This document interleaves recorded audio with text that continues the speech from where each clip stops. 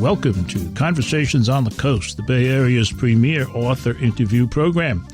And today I'm sitting here kind of blown away by a debut novel by Amy Greene, which is called Bloodroot, and published by our friends at Alfred A. Knopf. Thanks for coming by. Thanks for having me. Alfred is really excited about this book. Sent me things telling me several times, Al did, how excited. And he's right. He's right. This is an exciting debut. It says here that the background of this book is, I think, crucially important to understand what you've achieved. The publisher's notes say in part that you grew up in the foothills about which you write, the foothills of East Tennessee Smoky Mountains, and you've lived there your entire life. And what you try to do in Bloodroot is bring this landscape of your native Appalachia and the faith and fury of its people to rich and vivid life. I see it as you are making a gift to the reader of that place and what it's all about, and you do it very well. Well, I see, where I come from as a gift to me. Aha. And I feel like that just the rich culture and the history of Appalachia has been an inspiration to me, and just the beauty of the land.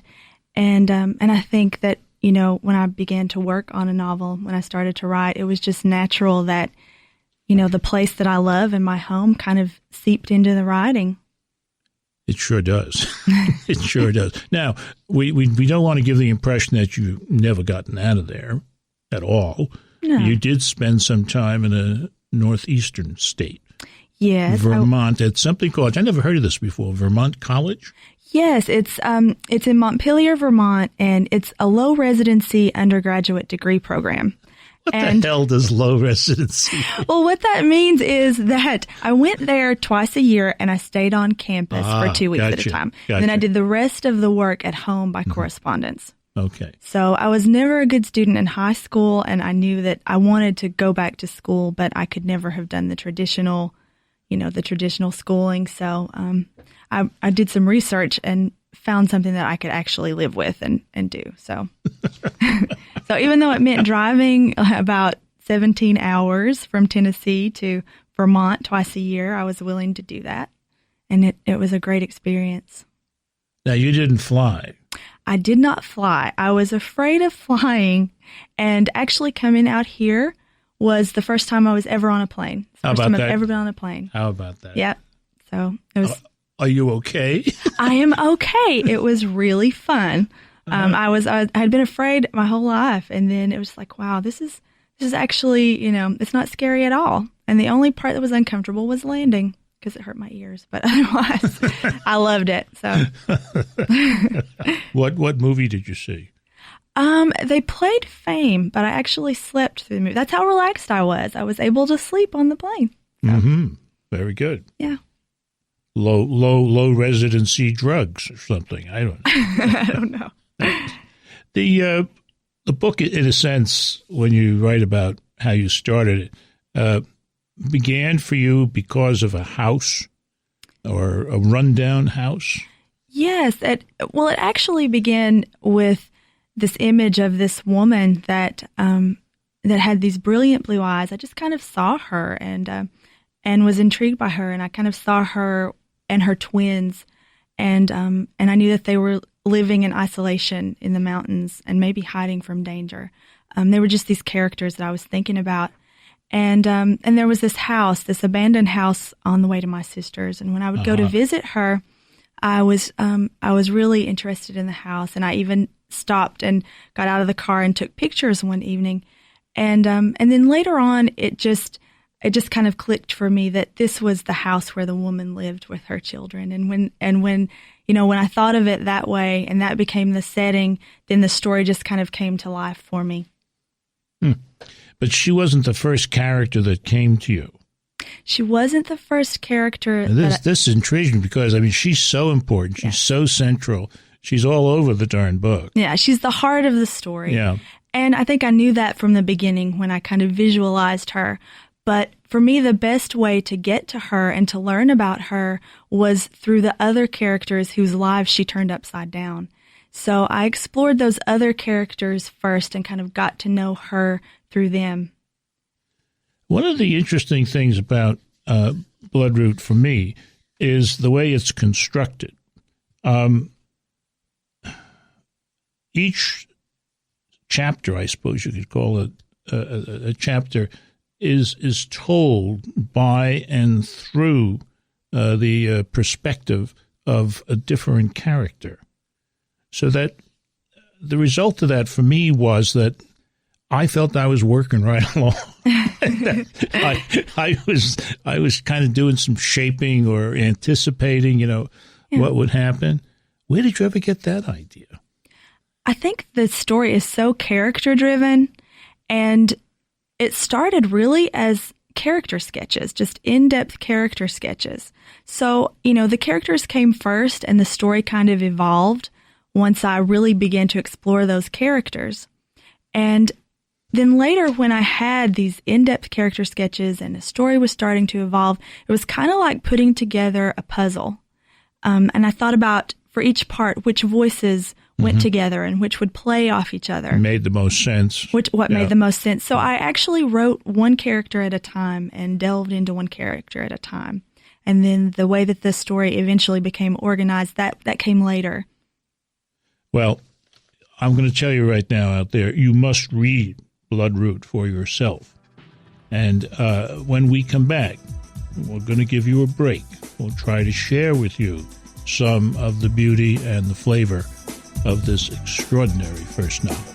You're listening to Conversations on the Coast with Jim Foster. Follow us on Twitter at Jim Foster COC or send an email to jimfostercoc@gmail.com. The title of today's book is Bloodroot. The author, Amy Greene, is with us. The publisher is Alfred A. Knopf, and a pretty good country writer by the name of Arthur Golden, who wrote a book called Memoirs of a Geisha. Very intriguing book. Says a marvel. I don't know what captivated me more, the vividness of its voices or its evocation of a corner of the American landscape, both foreign and familiar. But I was riveted from start to finish. I had pretty much that same problem, that it wasn't clear to me whether I was being enchanted and taken in by the voices of the book, which I think remain with you after you've finished. And then also you get from the book a sense of the place, the sights, sounds, and I don't think I'll ever get over those because it's really, really beautifully done. Could you share, one of the things we have to say is, what is Bloodroot? Tell us about Bloodroot. It's central to the story as well as the title. Yes. Bloodroot is this beautiful white flower that grows in the shade in the Appalachian Mountains. And when you pull the flower up, the root is fleshy and looks like a human finger. And if you cut it or break it, it actually bleeds red sap. And the sap has healing properties, but if it's taken in too large of a dose, it can be toxic. So, that was symbolism that I was really able to build the book around. Yeah, the yin and the yang. Yes, exactly. of the Bloodroot. Yes. Just to go a little bit more into the creation process here. There was a situation where you were just at home doing housewifely things. Yes. And you saw a black-haired woman with wild blue eyes.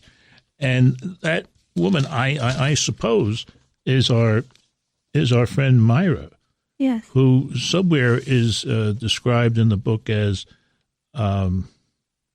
something precious and wild. Yeah. Is that a good description? I think that's a good description of her, yeah. I think for me, Myra is sort of, she's she's so close to nature, and she's almost a part of the mountain when she's a little girl. And I would even call her, maybe like the spirit of the mountain.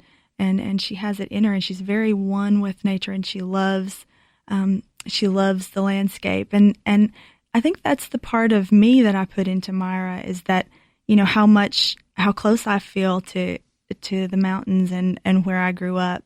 And, when I was a little girl, I spent most of my time outdoors.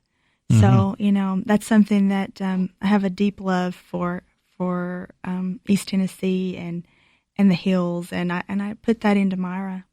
I don't want you to give away any more of the story than you want to, but it's a cliche of understatement to say that Myra's life weren't easy. That's true. And yet she continues to move forward. It's an amazing person.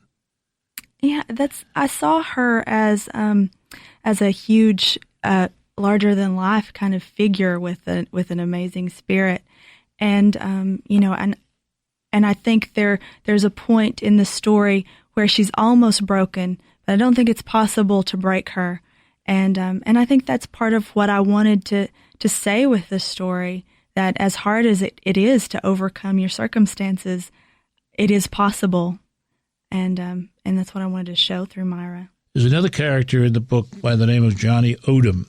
And in another place you wrote that you admire him despite his violent tendencies. Yes, Johnny. And then, of course, you made him a writer. Yes, it was, I kind of... A writer with violent tendencies? Is that what I have here? That's rare. But a volatile writer. Yeah. Yeah, Johnny, interestingly enough, although he is very different than me in that way, I felt very connected to him when I began to explore his character. And I made Johnny and his twin sister Laura my age, mm-hmm. and I really identified with them, and and they're Myra's children. And so that was something sort of unexpected to me, that of all the characters in the book, Johnny was the one I identified with most closely. And when I actually, the first scene that I ever wrote for Bloodroot was of Johnny standing, in the road, in the weeds, looking up at that abandoned house. Yeah, and so Johnny is the character that I put in my place, and having the experience that I had. And I think maybe, it was hard for me to resist making him a writer, and that part of me, my love of words and of stories, kind of flowed into the story through Johnny. There's another writer that you bring us by the name of Ford Hendricks, who is a writer, a collector of rare, or at least old books, and a fellow that's missing one finger. And he comes on late in the book, and yet plays an important role, doesn't he? You like writers. That's what it is. Maybe so. Maybe that's it. But I think that Johnny was in such need of a father figure, and it was something he was craving, and I felt like I needed to give him that. And I think the way for me to do that, I think it was kind of part of why it was more necessary to make Ford a writer, because I think Johnny needed a reason to follow him, and then they had that commonality. And then, of course, there was the missing finger. The missing finger. Yeah. So I made a promise at the beginning of this segment that I did not keep. I said something about we were going to hear the voice of this book. Well, I'm going to keep that promise in the last segment, so you better stay tuned. You're listening to Conversations on the Coast with Jim Foster. Follow us on Twitter at Jim Foster COC, or send an email to jimfostercoc@gmail.com. This is Conversations on the Coast. Bloodroot is the title of our book today.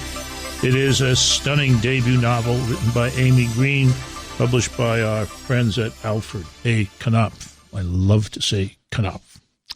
Wally Lamb wrote a book, author of the Hour I First Believed. And he says, as unpredictable as it is engaging, Bloodroot can stand proudly beside, and here's some good company, Alice Walker's The Color Purple, and Jeanette Walz's the glass castle, which likewise examined the push of the human spirit against the forces of tyranny and poverty. When the human spirit, people, push against the forces of tyranny and poverty, after a while, they get tired. Yes. And in your book, one of the main characters, Bertie, gets tired. It's near the end of her life. I think she says she's 77 or something like that. And I'd like you to read that rather long section because I think it's important to the plot, and I think it's important to hearing your voice. Okay.